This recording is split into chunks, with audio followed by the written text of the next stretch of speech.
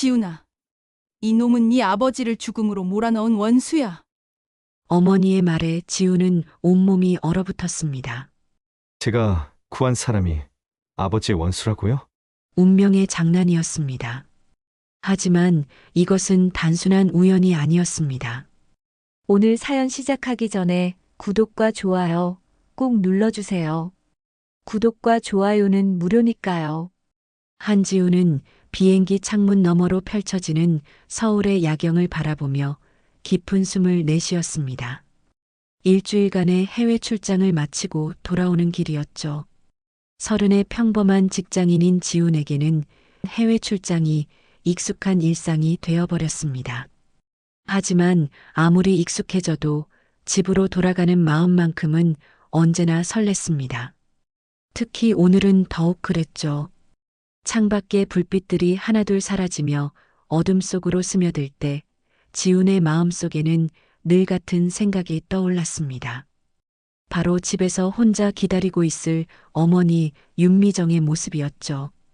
올해로 57이 된 어머니는 여전히 작은 반찬 가게를 운영하며 하루하루를 버텨내고 계셨습니다. 새벽 4시에 일어나 김치를 담그고 밤늦도록 계산대에 앉아 동네 할머니들과 정답게 이야기를 나누시는 모습이 눈에 선했습니다. 어머니의 하루는 참으로 바쁩니다. 새벽에 일어나서 하루 종일 팔 반찬들을 준비하시고 가게 문을 열면 동네 사람들이 하나둘 찾아왔죠. 이 집 김치가 제일 맛있어. 오늘 멸치볶음 좀 많이 담아줘. 그런 말을 들을 때마다 윤미정의 얼굴에는 잔잔한 미소가 번졌습니다. 힘들어도 보람을 느끼시는 순간들이었어요. 지우는 주머니에서 핸드폰을 꺼내 어머니와의 마지막 통화를 떠올렸습니다. 출장을 떠나기 전날 밤이었죠. 지훈아, 몸 조심해라. 엄마는 잘 있으니까 걱정 말고 잘 다녀와. 외국 음식 먹고 배탈 나지 말고. 언제나 그런 식이었습니다. 자신의 고생은 내색하지 않으시고 아들 걱정만 하시는 어머니의 목소리에는 깊은 피로가 묻어 있었죠. 하지만 어머니는 절대로 힘들다는 말씀을 하지 않으셨습니다. 아들에게 부담을 주고 싶지 않아서였어요. 12년 전 지훈이 고등학교 2학년이던 그의 겨울을 지훈은 평생 잊을 수 없을 겁니다.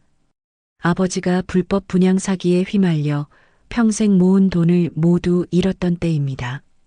새 아파트를 분양받겠다며 전 재산 1억 3천만 원을 맡겼던 아버지는 사기꾼들이 야반도주한 후 충격으로 쓰러지셨죠. 그때까지만 해도 아버지는 건실한 회사원이었습니다. 성실하게 일하며 가족을 위해 평생을 바쳐온 평범한 가장이었죠. 아버지는 매일 아침 일찍 나가서 밤늦게까지 일하셨습니다. 주말에도 집에서 쉬시기보다는 지훈과 함께 축구를 하거나 가족들과 놀이공원에 가시곤 했어요. 지훈아, 아빠가 열심히 일해서 너 좋은 대학 보내줄게. 우리 가족도 좋은 집에서 살게 해줄 거야. 그런 말씀을 자주 하셨죠. 사기를 당한 후 아버지는 급격히 쇠약해지셨습니다. 밤잠을 이루지 못하시고 식사도 제대로 하지 못하셨어요. 내가 바보였다. 어떻게 가족들 얼굴을 보겠나? 지훈이 학비는 어떻게 하지? 아버지는 그런 말씀만 되풀이하시며 방 안에만 계셨습니다. 지훈이 학교에서 돌아와도 어머니가 맛있는 음식을 해드려도 아버지의 얼굴에는 미소가 사라져버렸습니다. 밤마다 혼자 중얼거리시는 소리가 들렸어요. 미안하다, 미안해. 그 시절 어머니는 남편을 달래느라 밤잠을 설쳤습니다. 여보, 괜찮아요. 돈은 다시 벌면 되잖아요. 우리 건강하잖아요.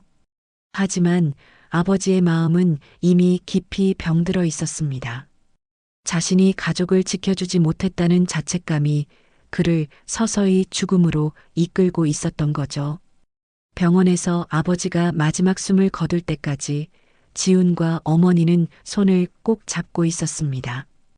의사는 급성 심근경색이라고 했지만 사실 모두가 알고 있었습니다. 아버지는 마음의 병으로 돌아가신 거라는 것을요. 미안해, 여보.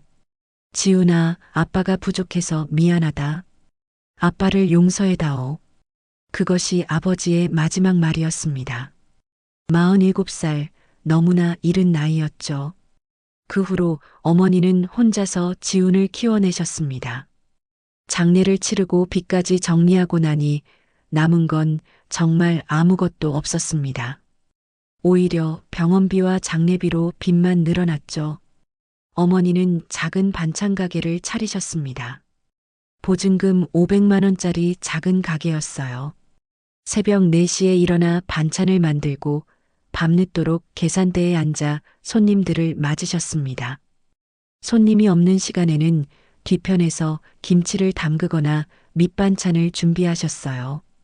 처음에는 손님들이 별로 없었습니다. 어머니가 만든 반찬 맛을 모르는 사람들이 많았거든요. 하지만 한두 달 지나니까 단골 손님들이 생기기 시작했어요. 여기 김치가 정말 맛있네. 멸치볶음이 짜지 않고 딱 좋아. 그런 말을 들을 때마다 어머니는 힘이 났습니다. 지훈이 대학에 갈 수 있었던 것도, 지금 이렇게 직장을 다닐 수 있게 된 것도 모두 어머니의 희생 덕분이었습니다. 대학 등록금이 부족할 때마다 어머니는 어디선가 돈을 구해 오셨어요. 나중에 알고 보니 친구들에게 돈을 빌리시거나 때로는 가게 보증금까지 빼서 지훈의 학비를 마련하셨던 겁니다. 지훈이 공부는 꼭 시켜야 해. 이 아이만큼은 제대로 키워야 돼. 졸업 후 지훈이 첫 직장을 구했을 때 어머니는 정말 기뻐하셨습니다. 우리 지훈이가 이제 사회인이 됐구나. 아빠가 보시면 얼마나 자랑스러워 하실까. 그날 밤 어머니는 아버지 영정 앞에 앉아 한참을 이야기하셨다고 했습니다. 지훈의 취업 소식을 아버지께 전해드리셨던 거죠. 여보, 우리 지훈이가 좋은 회사에 취직했어요. 이제 걱정 마세요. 그렇게 10여 년이 흘렀습니다. 지훈은 성실하게 일했고 회사에서도 인정받는 직원이 되었습니다. 승진도 몇 차례 했고 연봉도 꽤 올랐어요. 하지만 여전히 어머니는 그 작은 반찬 가게에서 혼자 일하고 계셨습니다. 지훈이 아무리 그만두시라고 해도 어머니는 고개를 저으셨어요. 일하는 게 좋다. 손님들과 이야기하는 것도 재미있고 비행기가 인천공항에 착륙하기까지 1시간 남짓 남은 시점에서 지훈은 마음속으로 다짐했습니다. 이제라도 엄마에게 편안한 삶을 드려야지. 더 이상 고생시킬 수는 없어. 어머니의 주름진 손을 떠올리며 지훈은 가슴이 먹먹해졌습니다. 언제부터인가 어머니의 손등에는 검버섯이 늘어났고 허리도 많이 굽으셨어요. 지훈은 최근 받은 승진 제안을 떠올렸습니다. 연봉도 상당히 오를 예정이었고 이제 정말로 어머니를 모시고 더 나은 곳으로 이사할 수 있을 것 같았습니다. 작은 반찬 가게를 정리하시고 편안히 쉬실 수 있도록 해드리고 싶었죠. 어머니가 좋아하시는 드라마도 마음껏 보시고 친구들과 여행도 다니시면 좋겠다는 생각이 들었습니다. 승무원이 착석 안내 방송을 시작했습니다. 지훈은 창밖을 바라봤습니다. 서울의 불빛들이 점점 가까워지고 있었죠. 집으로 돌아가면 가장 먼저 어머니를 꼭 안아드리고 싶었습니다. 그리고 이제 정말로 행복하게 살자고, 과거는 모두 잊고 새로운 시작을 하자고 말씀드리고 싶었습니다. 12년 전 그 아픈 기억들을 뒤로하고 이제는 정말로 새로운 인생을 시작할 때가 된 것 같았거든요. 비행기가 순항 고도에 도달한 지 1시간쯤 지났을 때였습니다. 지훈은 책을 읽으며 조용히 시간을 보내고 있었는데 갑자기 앞쪽에서 소란스러운 소리가 들려왔습니다. 어머, 어떡해요. 한 승무원의 다급한 목소리였죠. 지훈이 소리나는 쪽을 보니 비즈니스석 쪽에서 한 노인이 자리에 쓰러져 있었습니다. 얼굴이 창백했고 가쁜 숨을 몰아쉬고 계셨어요. 승무원들이 허둥지둥 주변을 둘러쌌지만 어떻게 해야 할지 몰라 당황하고 있었습니다. 승객 여러분 중에 의료진이 계시나요? 기장의 방송이 기내에 울려 퍼졌습니다. 하지만 아무도 나서지 않았어요. 승무원들은 산소 마스크를 씌워드리며 응급처치를 시도했지만 노인의 상태는 점점 나빠 보였습니다. 입술이 퍼렇게 변하고 있었거든요. 지우는 망설였습니다. 자신은 의사가 아니었지만 군 복무 시절 응급처치 교육을 받았었고 회사에서도 안전 담당자로 일하면서 심폐소생술 자격증을 취득해둔 상태였습니다. 하지만 만약 잘못되면 어떻게 하나 하는 두려움이 앞섰죠. 노인이 더 심하게 가슴을 움켜쥐며 고통스러워하는 모습을 보자 지우는 더 이상 망설일 수 없었습니다. 자리에서 벌떡 일어나 앞으로 달려갔어요. 제가 응급처치를 해보겠습니다. 승무원들이 놀란 눈으로 지훈을 바라봤습니다. 혹시 의사이신가요? 아니요. 하지만 응급처치는 할 줄 압니다. 빨리 자리를 비켜주세요. 지훈은 노인의 맥박을 확인했습니다. 맥이 매우 빠르고 불규칙했어요. 전형적인 심장 발작 증상이었죠. 니트로글리세린이나 아스피린 있나요? 승무원에게 물었지만 기내 의료키트에는 기본적인 것들만 들어있을 뿐이었습니다. 지우는 노인의 상의 단추를 풀어 숨을 쉬기 편하게 해주었습니다. 그리고 노인의 손을 꼭 잡으며 말했어요. 괜찮으실 겁니다. 천천히 숨 쉬세요. 제가 도와드릴게요. 노인은 희미한 의식 속에서도 지훈의 손을 꼭 잡았습니다. 지훈은 노인의 호흡을 도우며 계속해서 상태를 체크했습니다. 다행히 맥박이 조금씩 안정되는 것 같았어요. 하지만 여전히 위험한 상황이었죠. 기장님, 가장 가까운 공항에 응급 착륙 요청하세요. 기장은 즉시 관제탑에 연락을 취했고 인천공항 응급 착륙 허가를 받았습니다. 평소라면 더 걸렸을 텐데 응급 상황이라 우선순위를 받게 되었어요. 그 사이 지우는 노인 곁을 떠나지 않았습니다. 계속해서 맥박을 체크하고 의식이 흐려질 때마다 대화를 시도해서 깨어있도록 도왔어요. 성함이 어떻게 되세요? 박경호입니다. 박경호 선생님, 곧 병원에 도착할 거예요. 조금만 더 힘내세요. 다른 승객들도 걱정스러운 표정으로 상황을 지켜보고 있었습니다. 한 중년 여성은 저분이 살아나실까요? 하며 눈물을 흘렸고 젊은 남성은 정말 용감한 분이네요 하며 지훈을 바라봤습니다. 비행기가 착륙 준비에 들어갔을 때 박경호의 상태는 많이 안정되어 있었습니다. 얼굴에도 조금 혈색이 돌아왔고 호흡도 훨씬 편해 보였어요. 하지만 여전히 위험한 상태였죠. 정말 고맙습니다. 당신이 아니었다면. 박경호는 지훈의 손을 꼭 잡으며 감사의 말을 전했습니다. 목소리는 여전히 약했지만 눈빛만큼은 또렷했어요. 인천공항에 응급 착륙한 후 119 구급대가 즉시 기내로 들어왔습니다. 응급구조사들이 박경호를 들것에 옮기는 동안 지우는 상황을 자세히 설명해 주었습니다. 심장 발작으로 보이며 맥박이 불규칙했습니다. 니트로글리세린을 투여하지 못해서 응급처치만 했어요. 구급차가 떠난 후 다른 승객들이 지훈에게 박수를 보내며 다가왔습니다. 정말 멋있으셨어요. 한 생명을 구하셨네요. 승무원들도 진심으로 감사의 인사를 전했어요. 하지만 지훈은 당연한 일을 했을 뿐이라고 생각했어요. 군대에서 그리고 회사에서 배운 응급처치를 실제로 써볼 줄이야 몰랐지만 누군가의 생명이 위험한데 가만히 있을 수는 없었거든요. 공항에서 간단한 조사를 마친 후 지훈은 집으로 향했습니다. 어머니가 걱정하실 것 같아서 이 일에 대해서는 말씀드리지 않기로 했어요. 어머니는 아들이 위험한 일에 휘말리는 것을 가장 걱정하시거든요. 택시 안에서 지우는 문득 박경호라는 분이 걱정되었습니다. 병원에 잘 도착하셨을까, 수술은 잘 받으셨을까 하는 생각이 들었어요. 나이도 꽤 많아 보이셨는데 큰 수술을 견뎌내실 수 있을지 걱정되었죠. 하지만 그것도 잠시 지훈의 머릿속은 온통 어머니 생각으로 가득 찼습니다. 며칠 만에 만날 어머니의 얼굴을 떠올리니 가슴이 따뜻해졌어요.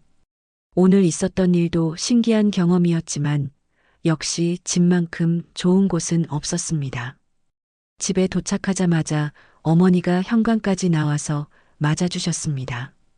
지훈아, 왔구나. 고생했어. 어머니의 따뜻한 미소를 보니 오늘 하루의 피로가 모두 날아가는 것 같았습니다. 지훈은 어머니를 꼭 안아드리며 말했어요. 엄마, 보고 싶었어요. 그날 밤 지훈은 아버지 영정 앞에 앉아 조용히 말했습니다. 아버지, 오늘 한 분의 생명을 구했어요. 아버지가 살아계셨다면 분명 자랑스러워 하셨을 거예요. 그리고는 앞으로의 계획에 대해서도 이야기했죠. 어머니를 편하게 해드리겠다는, 행복하게 살겠다는 다짐을 말입니다. 이틀 후 아침, 지우는 평소처럼 출근 준비를 하고 있었습니다. 어머니가 정성스럽게 차려주신 아침을 먹고 회사에 가려던 그때였어요. 현관벨이 울렸습니다. 누구세요? 미정이 인터폰으로 물어보니 한지훈 씨 댁이지요? 저 비행기에서 도움받은 사람입니다. 라는 대답이 들려왔어요. 지훈은 깜짝 놀랐습니다. 비행기에서 만났던 그분이 어떻게 자신의 집 주소를 알고 찾아오신 걸까요? 문을 열자 박경호가 정장을 단정하게 차려입고 서 있었습니다. 비행기에서 봤을 때와는 완전히 다른 모습이었어요. 당시에는 아픈 할아버지였는데 지금은 뭔가 범상치 않은 기운이 느껴지는 분이었습니다. 뒤에는 검은 양복을 입은 남성들이 서 있었죠. 지훈 씨, 저 기억하죠? 박경호의 목소리는 비행기에서와는 달리 힘이 있었습니다. 네, 그런데 어떻게 저희 집을? 항공사에서 연락처를 알려주었습니다. 위급 상황에서 생명을 살려준 분을 꼭 찾아서 은혜에 보답하고 싶다고 사정사정했어요. 박경호가 지훈의 손을 잡았습니다. 정말 고마워요. 지훈 씨가 아니었다면 저는 이 세상에 없었을 겁니다. 그 모습을 본 지훈은 당황했어요. 아니에요. 당연한 일을 했을 뿐입니다. 병원은 다녀오셨나요? 네. 다행히 큰 수술 없이 치료받았습니다. 의사가 그러는데 응급처치가 없었다면 정말 위험했을 거라더라고요. 박경호는 진심 어린 표정으로 말했습니다. 그래서 제가 직접 찾아왔어요. 은혜를 갚고 싶어서요. 미정도 옆에서 상황을 지켜보고 있었는데 아직 무슨 상황인지 정확히 모르는 상황이었어요.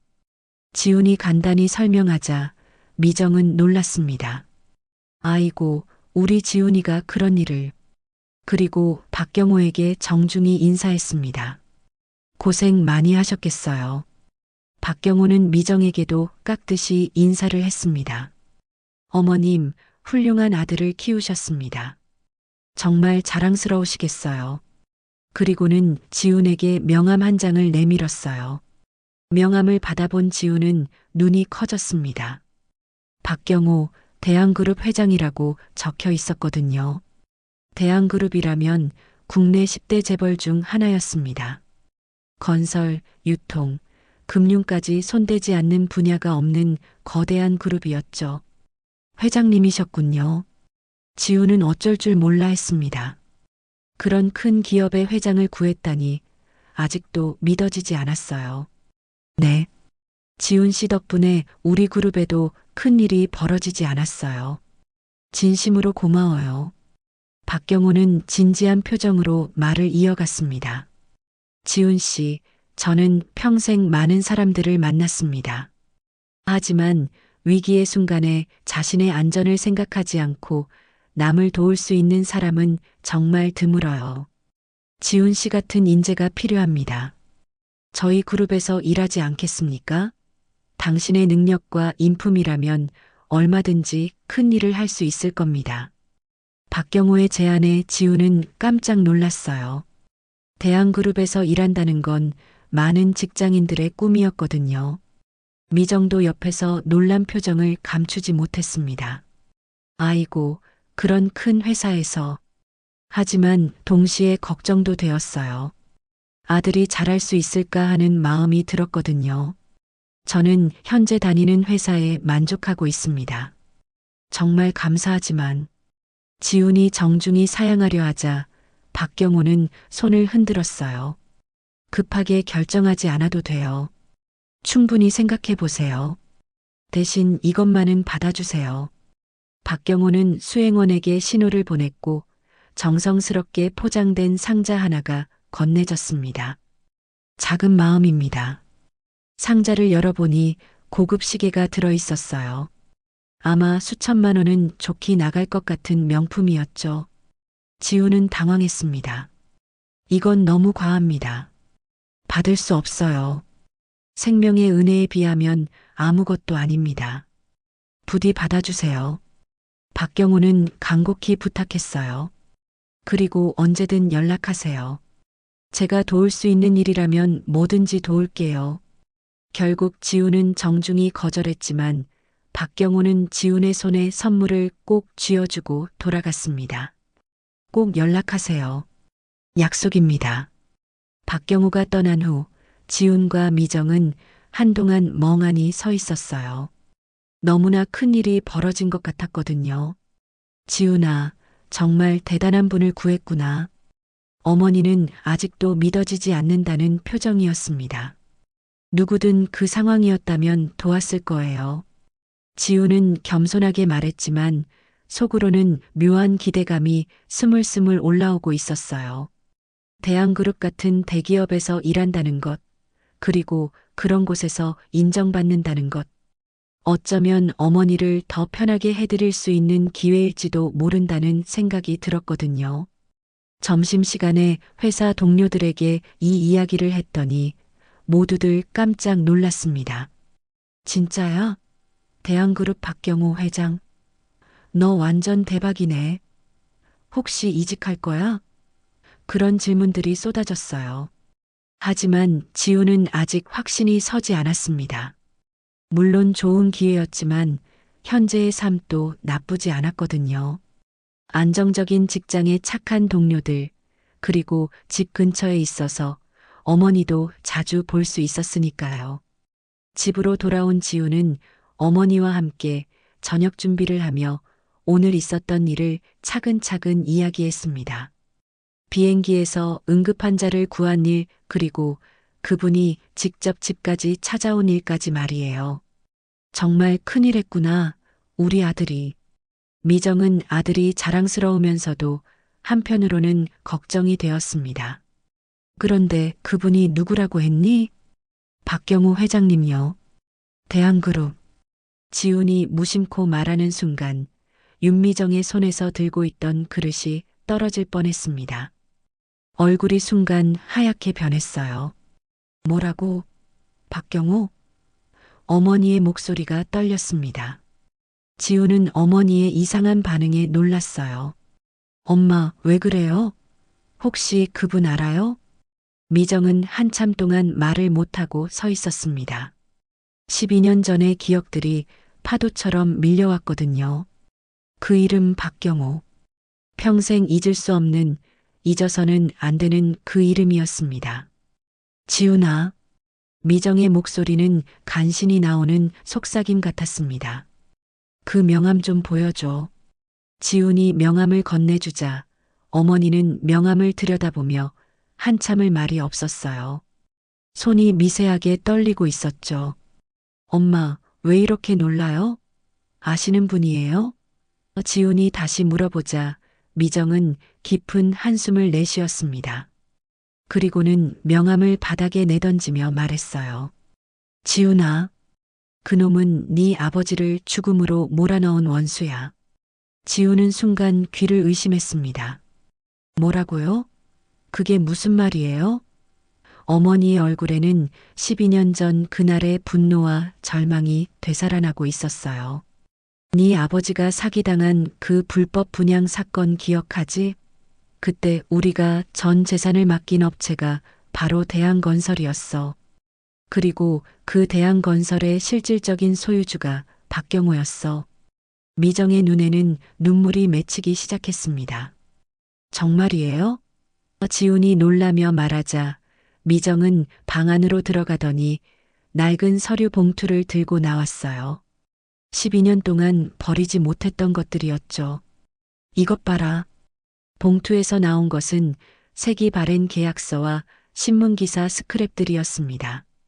미정의 손은 여전히 떨리고 있었어요. 대한건설 불법 분양 사기 사건. 피해자만 수백 명이었어. 너희 아버지도 그중 한 명이었고, 기사 제목이 지훈의 눈에 들어왔습니다. 대한건설 불법 분양 사기, 수백억 규모 피해 그리고 그 아래에는 작은 글씨로 배후 조종 의혹의 대한그룹 박경호 회장 증거 불충분으로 무혐의라고 적혀 있었어요. 무혐의라고 해서 죄가 없는 게 아니야, 지훈아. 미정의 목소리에는 깊은 원한이 서려 있었습니다. 돈과 권력으로 모든 걸 덮어버린 거지. 네 아버지는 그 충격으로 병이 들어서 돌아가셨어. 그런데 그놈은 지금까지 떵떵거리며 살고 있단 말이야. 지훈은 충격에서 헤어날 수 없었습니다. 자신이 생명을 구한 사람이 아버지를 죽음으로 몰아넣은 장본인이었다니. 이럴 수가. 다리에 힘이 빠져서 주저앉을 뻔했어요. 대기업 회장이 왜 우리 같은 서민한테 찾아와서 그런 제안을 하겠어? 뭔가 꿍꿍이가 있을 거야. 엄마, 제가 아버지를 그렇게 만든 놈인 줄도 모르고 지훈이 괴로워하자 미정은 아들의 어깨를 꼭 잡았습니다. 지훈아, 내가 잘못한 게 아니야. 내가 어떻게 알았겠어? 하지만 이제 알았으니까 조심해야 해. 어머니의 눈에서 눈물이 뚝뚝 흘러내렸어요. 네 아버지가 돌아가시고 나서 내가 얼마나 그 이름을 원망했는지 몰라. 그날 밤 지우는 잠을 이룰 수 없었습니다. 머릿속에는 온갖 생각들이 뒤엉켜 있었어요. 아버지의 마지막 모습, 어머니의 눈물, 그리고 박경호의 감사 인사까지. 모든 것이 아이러니했습니다. 아버지 한용석은 정말 성실한 사람이었어요. 새벽 일찍 나가서 밤늦게 돌아와도 가족을 위해서라면 뭐든 할 수 있다고 하셨죠. 지훈아, 아빠가 돈 많이 벌어서 너 좋은 대학 보내줄게. 엄마랑 좋은 집에서 살게 해줄 거야. 그런 아버지가 평생 모은 1억 3천만 원을 한순간에 날려버린 그 사건. 지훈도 그때의 충격을 기억하고 있었어요. 아버지가 하루아침에 완전히 다른 사람이 되어버린 것을 말이죠. 미안해, 여보. 내가 바보 같았어. 사기인 줄도 모르고 그 돈을 다 갖다 바치고. 아버지는 그런 말만 되풀이하시며 방에서 나오지 않으셨어요. 밥도 제대로 드시지 않고 밤마다 뒤척이시는 소리만 들렸죠. 결국 아버지는 그 충격으로 쓰러지셨고 병원에서 미안하다는 말만 남기고 돌아가셨어요. 42살의 나이에 말입니다. 며칠 후 박경호에게서 전화가 왔습니다. 지훈 씨, 제 제안에 대해 생각해 보셨나요? 지훈은 복잡한 심정으로 대답했어요. 아직 결정하지 못했습니다. 그럼 한 번 더 만나서 얘기해 보는 건 어때요? 제가 그쪽으로 갈게요. 박경호는 끈질겼습니다. 지훈은 어머니를 바라봤어요. 미정은 고개를 저으며 안 된다는 신호를 보냈죠. 죄송하지만 현재 회사에서 계속 일하려고 합니다. 지훈이 거절하자 박경호는 잠시 침묵했습니다. 그리고는 의외의 말을 했어요. 지훈 씨, 혹시 저에 대해 좋지 않은 이야기를 들으셨나요? 그 말에 지훈은 깜짝 놀랐습니다. 마치 뭔가를 알고 있는 것 같았거든요. 아닙니다. 그런 건 아니고. 그렇다면 다행입니다. 하지만 세상에는 많은 오해와 소문들이 있어요. 진실을 제대로 알고 판단하시기 바랍니다. 전화를 끊은 후 지우는 깊은 생각에 빠졌습니다. 박경호의 마지막 말이 묘하게 신경 쓰였어요. 마치 자신이 뭔가를 알고 있다는 것을 눈치챈 것 같았거든요. 그날 저녁 어머니와 대화하며 지우는 조심스럽게 말을 꺼냈습니다. 엄마, 만약 제가 거기 가서 진실을 밝혀내면 어떨까요? 위험해, 지우나. 미정은 즉시 반대했습니다. 그런 큰 권력 앞에서 우리 같은 사람이 뭘 할 수 있겠어? 오히려 내가 다칠 수도 있어. 하지만 지훈의 마음속에는 이미 결심이 서고 있었습니다. 복수가 아니라 진실을 밝히고 싶었어요. 아버지와 같은 피해자들의 억울함을 풀어주고 싶었죠. 며칠 후 지훈이 퇴근해서 집으로 돌아가는 길이었습니다. 집 앞 골목에 들어서는데 고급 승용차가 보였어요. 그리고 그 옆에 서 있는 박경호의 모습이 눈에 들어왔습니다. 지훈 씨, 잠깐 얘기 좀 할 수 있을까요? 박경호의 목소리는 여전히 정중했지만 뭔가 간절함이 묻어 있었어요. 제가 직접 스카우트 제안을 드리고 싶습니다. 지우는 마음이 복잡했습니다. 어머니는 절대 만나지 말라고 하셨지만 한편으로는 이 기회를 놓치면 진실을 밝힐 기회가 영영 사라질 것 같았거든요. 근처 조용한 카페에서 마주 앉은 두 사람. 박경호는 진지한 표정으로 말을 꺼냈습니다. 지훈 씨, 당신 같은 도덕적이고 용기 있는 사람이 필요해요. 저를 너무 과대평가하시는 것 같습니다. 지훈은 조심스럽게 대답했어요. 박경호의 눈을 똑바로 바라보며 말이죠. 그런데 회장님, 혹시 과거에 건설업도 하셨나요? 박경호의 표정이 순간 굳어졌습니다. 왜 그런 걸 물어보시죠? 그냥 대한그룹이 워낙 다양한 사업을 하신다고 들어서요. 그렇습니다. 예전에 건설 사업도 했었죠. 하지만 지금은 손을 뗀 지 오래입니다. 박경호는 잠시 침묵하더니 말을 이어갔어요. 혹시 그것과 관련해서 어떤 이야기를 들으셨나요? 지우는 심장이 빨리 뛰는 것을 느꼈습니다. 아니요, 특별히 들은 건 없습니다. 거짓말이었지만 아직은 진실을 드러낼 때가 아니라고 판단했어요. 다행이군요. 사실 예전에 몇 가지 불미스러운 일들이 있었어요. 하지만 모든 것이 오해였고 법적으로도 모두 해결된 일들입니다. 박경호는 지훈의 반응을 살피며 조심스럽게 말했어요. 제가 지훈 씨를 스카우트하려는 이유는 단순합니다. 위기의 순간에 자신의 안전보다 남의 생명을 먼저 생각하는 사람, 그런 사람이 저희 회사에 필요해요. 박경호는 진심으로 보이는 표정으로 말했습니다. 연봉은 현재의 3배로 드리겠습니다. 어때요?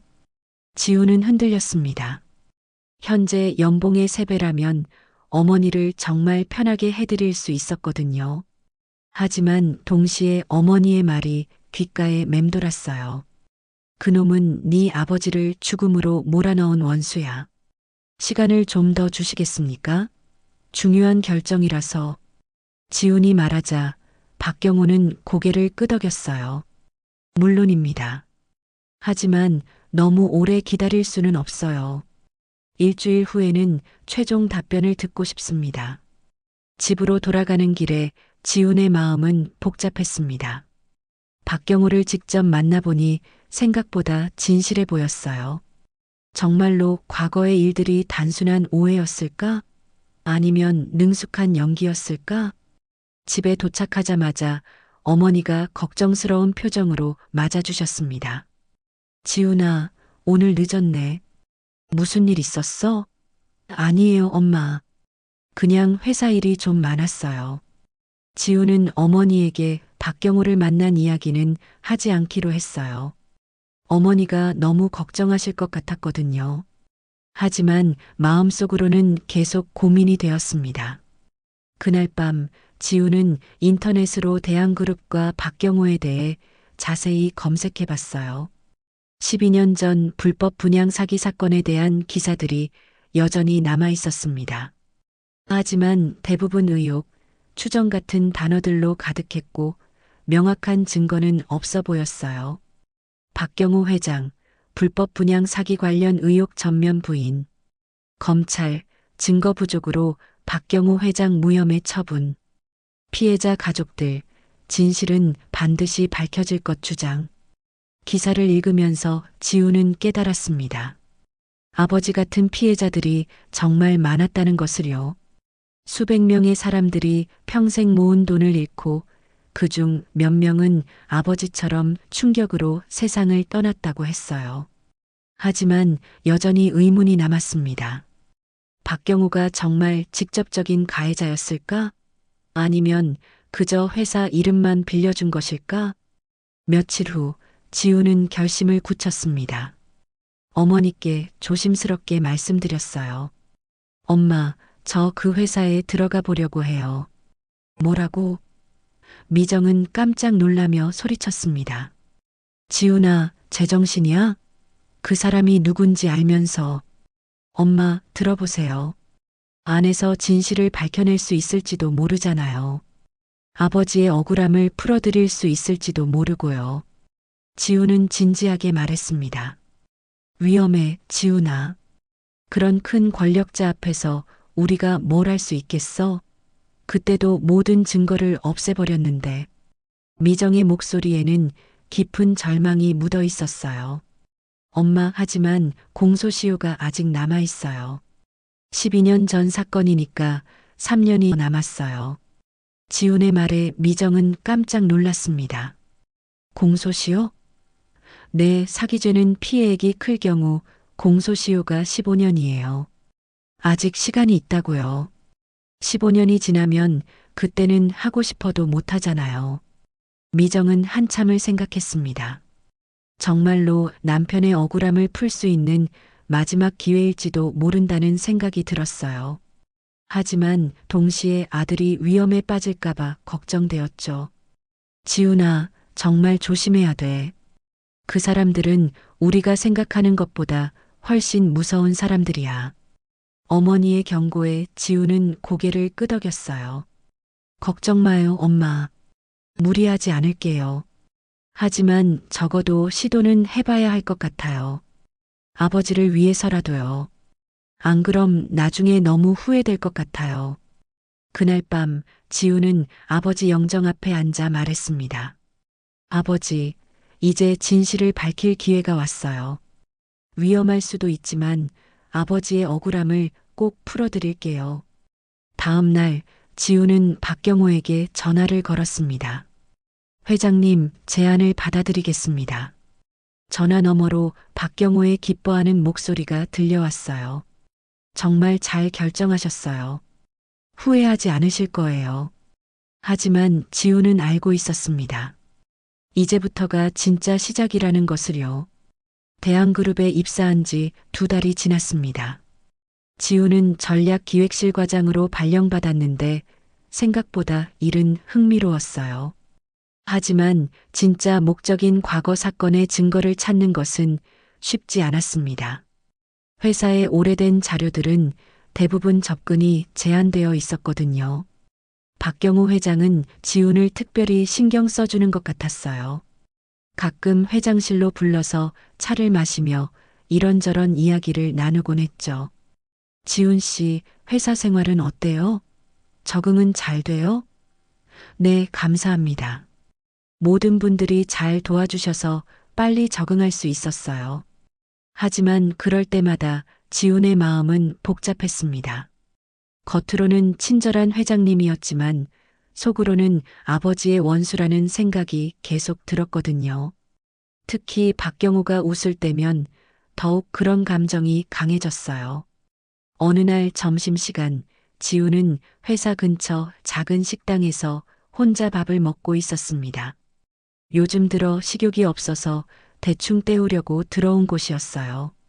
그때 옆 테이블에서 누군가 지훈을 불렀습니다.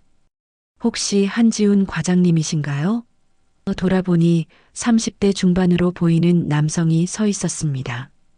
키가 크고 말끔한 정장 차림이었지만 어딘지 날카로운 인상이었어요. 네, 맞는데요. 누구세요?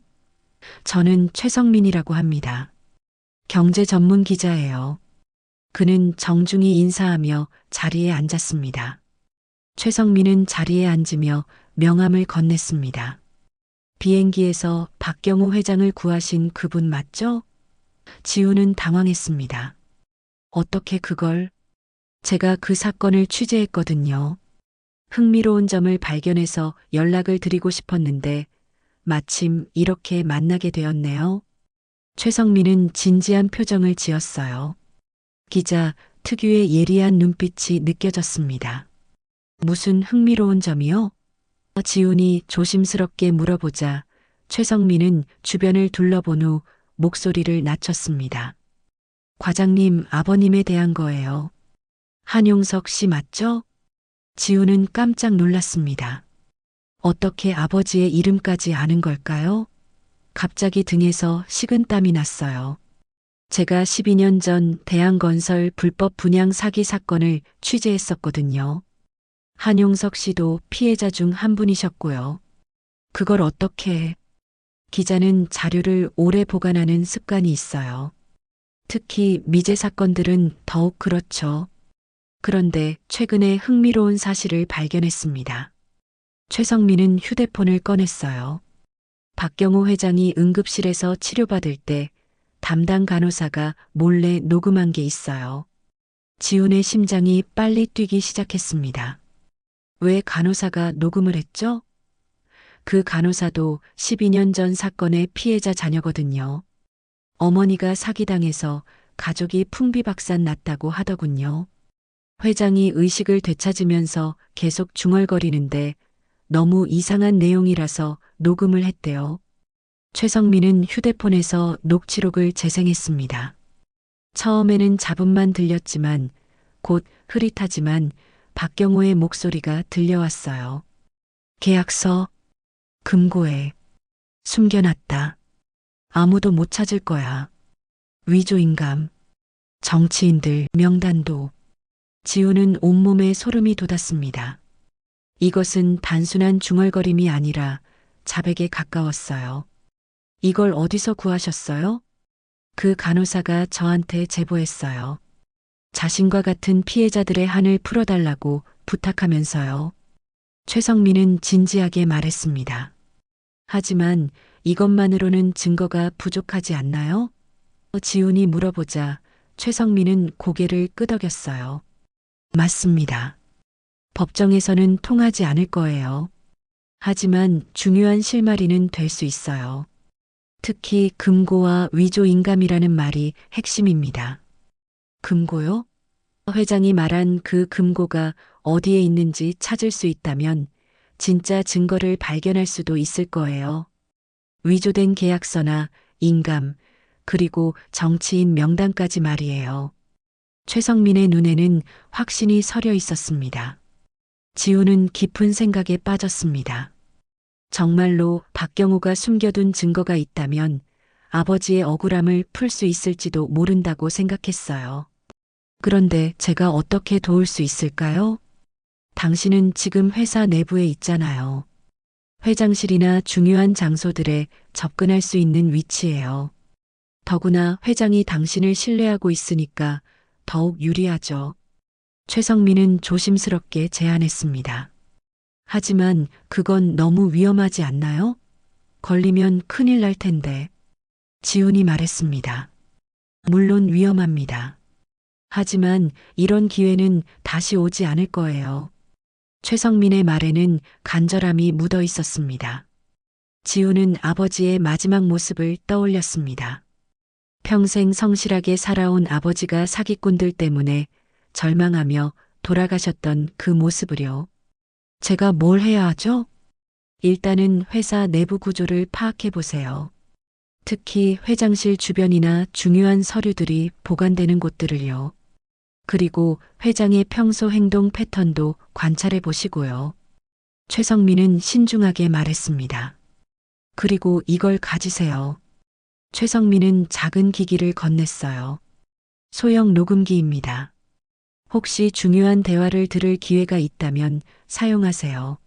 하지만 절대 들키면 안 됩니다.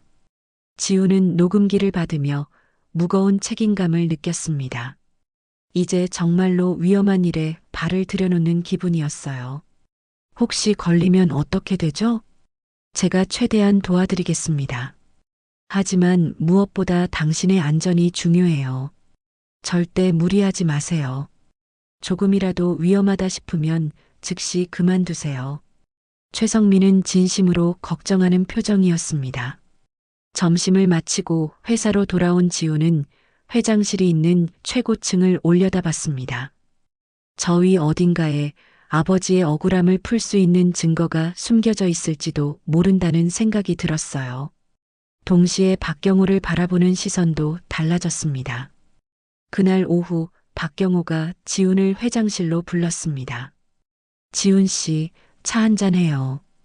평소와 다름없는 친근한 목소리였지만 지훈에게는 다르게 들렸어요. 회장실에 들어가니 벽면 한쪽에 커다란 금고가 보였습니다.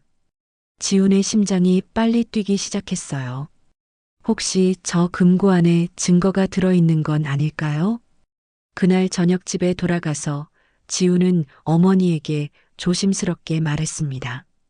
엄마, 혹시 아버지 사건과 관련된 새로운 단서가 나타난다면 어떻게 하실 거예요? 무슨 소리야, 지훈아? 뭐 발견한 거 있어?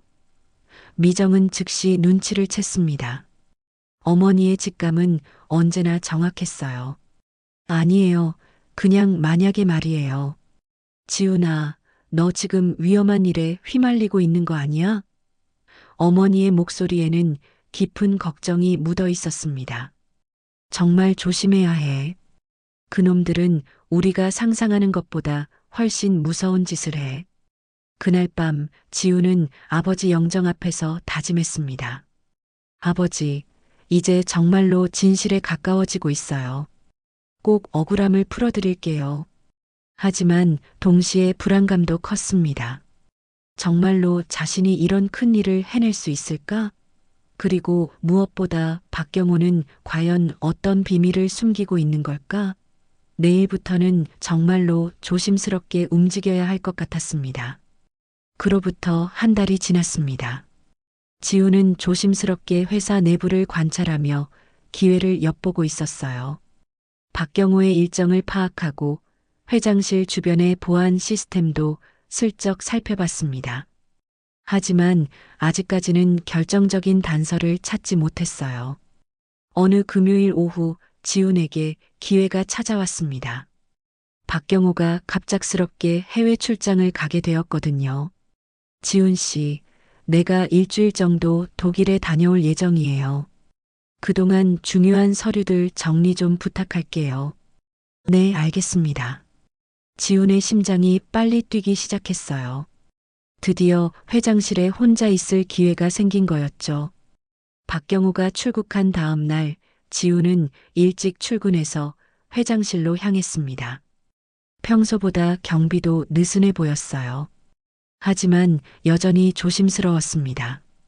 들키면 모든 게 끝이니까요.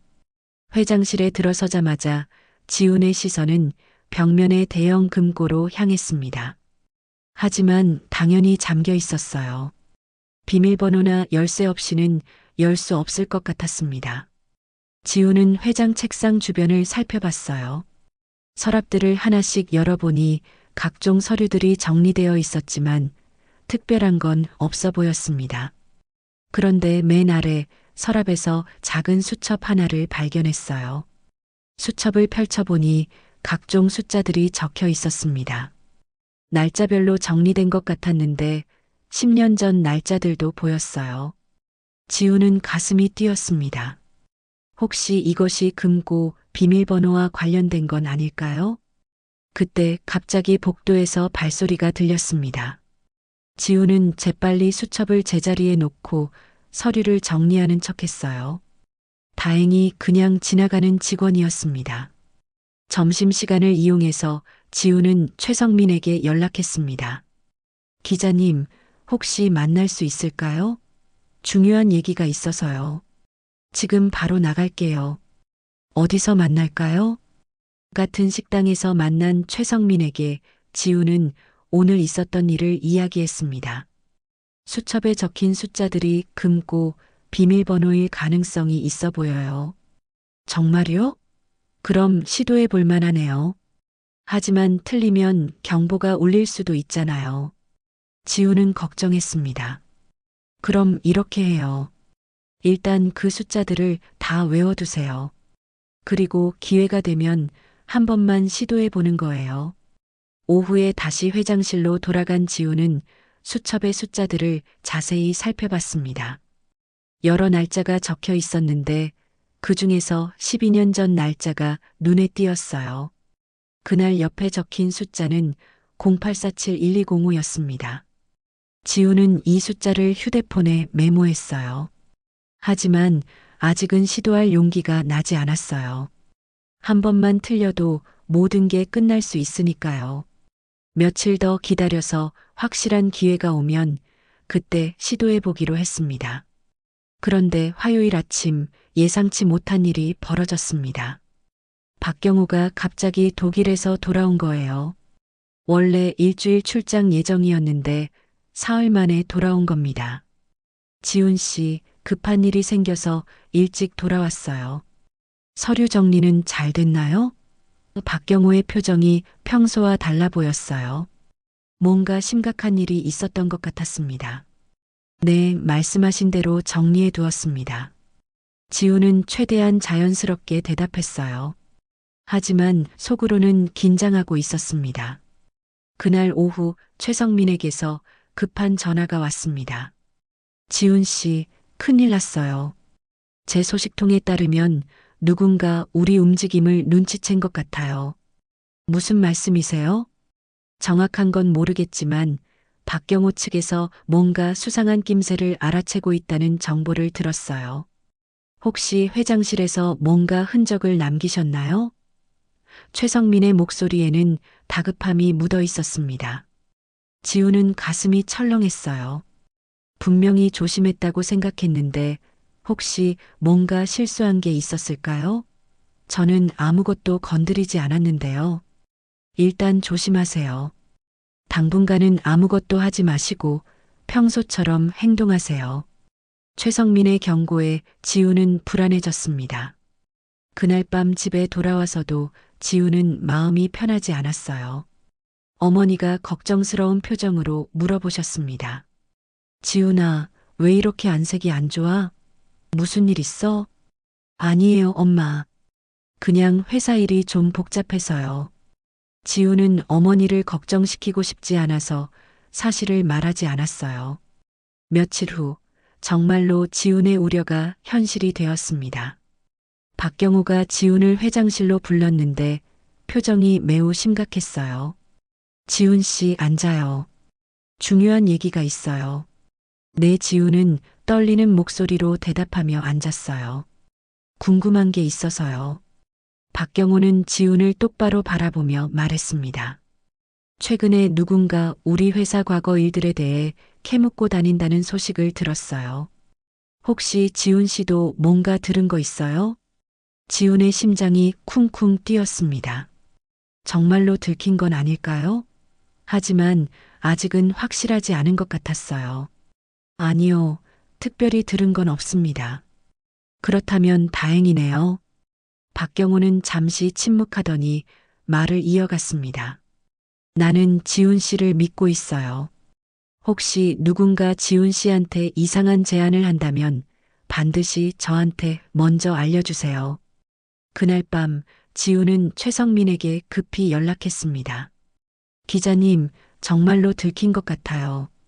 박 회장이 뭔가 눈치챈 것 같습니다. 그럼 이제 선택해야 할 때가 온 것 같네요. 포기하거나 아니면 단숨에 승부를 봐야겠어요. 어떻게 하죠? 내일이 마지막 기회일 수도 있어요. 혹시 금고를 열 기회가 생긴다면 그때가 진짜 마지막이라고 생각하고 시도해 보세요. 지우는 깊은 고민에 빠졌습니다. 정말로 모든 것을 걸고 시도해야 할 때가 온 건 아닐까요? 아버지의 억울함을 풀 수 있는 마지막 기회일지도 모르겠어요. 그날 밤 지우는 아버지 영정 앞에서 마지막 기도를 올렸습니다. 아버지, 내일이 정말 마지막 기회인 것 같아요. 저를 도와주세요. 내일은 정말로 운명이 결정되는 날이 될 것 같았습니다. 다음 날 아침, 지우는 평소보다 일찍 출근했습니다. 오늘이 정말 마지막 기회라는 생각이 들었거든요. 박경호가 오전 중에 중요한 회의가 있다고 했으니 그 시간을 노려야 했어요. 회의가 시작되고 1시간쯤 지났을 때 지우는 조심스럽게 회장실로 향했습니다. 복도에는 아무도 없었어요. 심장이 터질 것 같았지만 이번을 놓치면 영영 기회가 없을 것 같았습니다. 회장실에 들어서자마자 지우는 곧바로 금고 앞으로 갔습니다. 떨리는 손으로 휴대폰에 메모해둔 숫자들을 하나씩 시도해 봤어요. 첫 번째 시도는 1205, 0315. 사건 발생일과 박경호 생일로 추정되는 날짜였지만 실패했습니다. 두 번째 시도 8472, 1205도 열리지 않았어요. 지우는 식은땀을 흘렸습니다. 박경호의 수첩에 적힌 숫자 중 가장 자주 나왔던 조합이 있었어요. 0315 8472. 아마 박경호 본인에게 의미 있는 날짜들을 조합한 것 같았습니다. 마침내 금고가 열렸습니다. 지우는 가슴이 쿵쾅거리는 소리를 들으며 금고 안을 들여다봤어요. 안에는 여러 개의 서류 봉투와 작은 상자들이 들어 있었습니다. 맨 위에 있던 봉투를 열어보니 12년 전 불법 분양 계약서들이 나왔어요. 하지만 이상한 점이 있었습니다. 같은 계약서가 2장씩 있었는데 하나는 정상적인 것 같았고 다른 하나는 명백히 위조된 것 같았어요. 지우는 재빨리 스마트폰으로 사진을 찍기 시작했습니다. 위조된 계약서에는 가짜 도장이 찍혀 있었고 피해자들의 서명도 모두 위조된 것이었어요.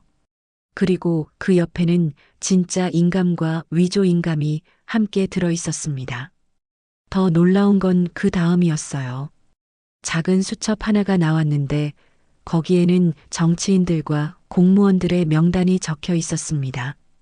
그리고 각자에게 준 돈의 액수까지 자세히 기록되어 있었어요. 국토부 김영철 과장 500만 원, 시청 박민혁 계장 1000만 원, 국회의원 이진우 5천만 원. 지우는 온몸에 소름이 돋았습니다. 이것은 단순한 사기 사건이 아니라 거대한 부패 네트워크였던 거예요. 박경호가 이 모든 증거를 보관해둔 이유는 아마 자신을 보호하거나 필요할 때 다른 사람들을 협박하기 위해서였을 것 같았어요. 마지막 봉투에서는 더욱 충격적인 것이 나왔습니다. 피해자들의 명단과 함께 각 피해자가 당한 피해 규모가 적혀 있었어요. 그리고 그중 몇 명은 사망이라고 표시되어 있었습니다. 아버지의 이름도 그 목록에 있었어요. 지우는 눈물이 났습니다. 박경호는 자신이 얼마나 많은 사람들을 죽음으로 몰아넣었는지 정확히 알고 있었던 거예요. 그런데도 지금까지 아무렇지 않게 살아왔다니. 모든 증거 사진을 찍은 후 지우는 원래 상태로 돌려놓고 금고를 닫았습니다. 그리고 재빨리 회장실을 나왔어요. 다행히 아무도 보지 못한 것 같았습니다. 지우는 즉시 최성민에게 연락했습니다. 기자님, 대박입니다. 모든 증거를 찾았어요. 정말요? 지금 바로 만나요. 최성민과 만나서 사진들을 보여주자 기자의 눈이 커졌습니다. 이건 정말 대단한 증거네요. 이 정도면 박경호뿐만 아니라 연루된 모든 사람들을 다 잡을 수 있어요. 이제 어떻게 해야 하죠? 검찰에 바로 제보해야 해요. 하지만 그 전에 당신의 안전을 확보해야 합니다. 혹시 박경호가 눈치채면 위험할 수 있거든요. 그날 오후 지훈과 최성민은 검찰청으로 향했습니다. 검사는 증거 사진들을 보고는 깜짝 놀랐어요. 이 정도 증거라면 즉시 수사에 착수해야겠습니다. 압수수색 영장을 신청하겠습니다. 영장이 나오면 즉시 대한그룹 본사를 압수수색할게요. 검사의 말에 지우는 안도했습니다. 드디어 진실이 밝혀질 때가 온 거예요. 다음 날 아침 일찍 검찰과 경찰이 대한그룹 본사에 나타났습니다. 압수수색 영장입니다. 협조해 주시기 바랍니다. 회사는 순식간에 아수라장이 되었어요. 검찰은 곧바로 회장실의 금고를 열었습니다. 지훈이 본 그 모든 증거들이 그대로 나왔어요. 위조된 계약서, 가짜 인감, 뇌물 명단, 피해자 명단까지 모든 것이 발견된 겁니다. 박경호는 현장에서 체포되었습니다. 이건 모함입니다. 예전에 모두 무죄로 결론 난 사건입니다. 하지만 증거가 너무나 명확했어요. 기자회견장에서 검찰 관계자가 발표했습니다. 이번 사건은 단순한 사기 사건이 아닙니다. 수백억 원 규모의 불법 분양 사기와 함께 정치인 및 공무원 매수, 서류 위조 등이 조직적으로 이루어진 대규모 범죄입니다. 지훈도 기자회견에 참석했습니다. 저희 아버지는 12년 전 분양 사기를 당한 충격으로 돌아가셨습니다. 저희뿐만 아니라 수백 명이 평생 모은 돈을 잃었을 뿐 아니라 소중한 가족을 잃거나 힘든 삶을 살아왔습니다. 돈과 권력으로 죄를 덮으려 했던 박경호는 정치인, 공무원, 경찰까지 등에 업고 기업을 키우며 호의호식했습니다. 몇 달 전 저는 박경호가 저희 아버지를 죽음으로 몰았던 파렴치한 인간이라는 사실을 모르고 비행기에서 심장 발작을 일으킨 박경호를 응급처치해서 살렸습니다. 나중에 원수의 목숨을 살렸다는 걸 알고 아버지에 대한 죄책감으로 너무나 괴로웠습니다. 그렇지만 오늘 이 진실이 세상에 드러나게 되어 아버지께 죄스러운 마음을 내려놓을 수 있게 되었습니다. 12년 전 그대로 묻힐 뻔한 사건이 파헤쳐지게 되어 세상이 조금이나마 정의로워질 수 있을 거라고 믿습니다. 기자회견장에는 다른 피해자 가족들도 와 있었어요. 모두들 눈물을 흘리며 서로를 끌어안았습니다. 드디어 우리 한이 풀렸구나. 박경호는 구속되어 불법 분양 사기, 문서 위조, 뇌물 공여 등 여러 혐의로 기소되었습니다. 재판에서 징역 15년이 선고되었고 회사 재산 일부는 피해자들에게 배상되었어요. 연루된 정치인들과 공무원들도 모두 수사를 받게 되었습니다. 정치권과 재계가 크게 흔들렸고 부패 척결에 대한 국민들의 관심도 높아졌어요. 그날 저녁 지훈은 어머니와 함께 아버지 영정 앞에 앉았습니다. 미정은 아들의 손을 꼭 잡으며 말했어요. 지훈아, 내 아버지의 한을 풀었구나. 복수가 아니라 정의로. 엄마, 저도 처음에는 복수하고 싶었어요. 하지만 진실을 밝히는 과정에서 깨달았어요. 복수보다 더 큰 힘은 결국 진실과 정의라는 걸요. 지훈은 아버지 영정을 바라보며 말했습니다. 아버지, 이제 편히 쉬세요. 아버지의 억울함이 세상을 바꾸는 힘이 되었어요. 최성민 기자는 이 사건을 추적 보도하여 탐사보도상을 받았고 그 간호사도 용기 있는 제보자로 인정받았어요. 무엇보다 12년 동안 묻혀있던 진실이 세상에 드러나면서 많은 사람들이 정의가 살아있다는 희망을 갖게 되었습니다. 지훈은 원수를 구했지만 그 원수가 남긴 말이 결국 세상을 바꾸는 증거가 되었어요. 운명의 장난 같았지만 그 덕분에 진실이 밝혀진 거였죠. 복수보다 더 큰 힘은 정말로 진실과 정의였습니다. 오늘 사연 어떠셨나요? 재미있으셨다면 구독, 좋아요, 그리고 공유도 꼭 해주세요. 더 재미있는 이야기로 찾아올게요.